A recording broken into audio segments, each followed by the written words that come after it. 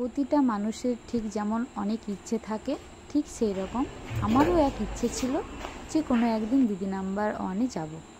তো সেই দিনটা চলেই এলো। আমরা সবাই মিলে কলকাতায় গিয়েছিলাম, মিস্টার বিষয় যায়নি। তারপর বাড়ির সকলে মিলে হিয়াকে বাড়িতে রেখে আমরা রেডি হয়ে যাচ্ছি DDRR স্টুডিও।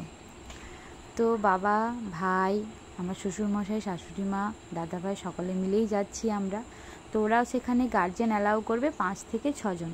দাদাভাই চলে আসবে, দাদাভাই থাকবে না।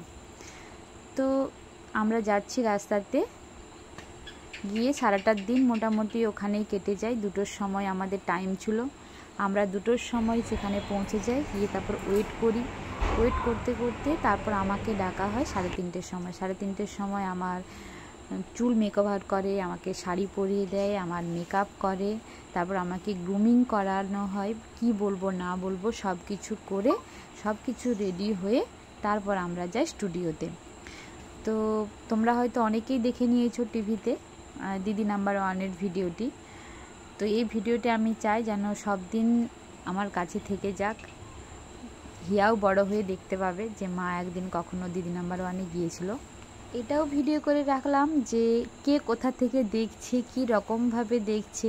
মিস্টার বিষয় যেহেতু যায়নি, তার তো খুব ইচ্ছে ছিল সে বাড়িতেই দেখবে, কিন্তু তার মিটিংয়ের জন্য সে দেখতে পারেনি। পরে সে G5 থেকে দেখে বাড়িতে, মানে খুব এক্সাইটেড ছিল আমি কি বলেছি না বলেছি সব কিছু। মা তো 3বার 4বার দেখেছে।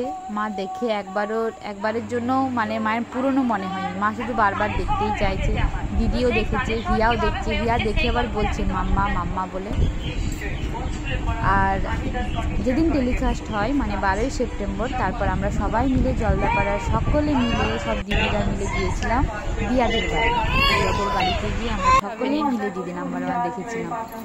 তো যাই হোক, ভিডিওটি কেমন লাগলো অতি অবশ্যই তোমরা কমেন্ট করে জানিও।